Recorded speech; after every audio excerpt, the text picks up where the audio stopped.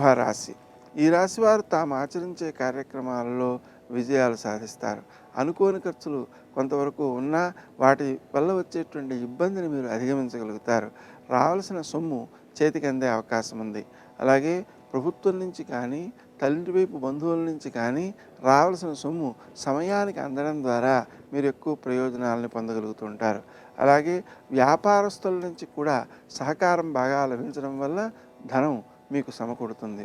అయితే చేసేటువంటి ఖర్చుల్లో అందమైన వస్తువుల కోసం చేసేటువంటి ఖర్చులు అవసరమైన దానికంటే ఎక్కువగా ఉంటున్నాయి అనే విషయాన్ని కూడా మీరు గుర్తించాల్సినటువంటి అవసరం ఉంది.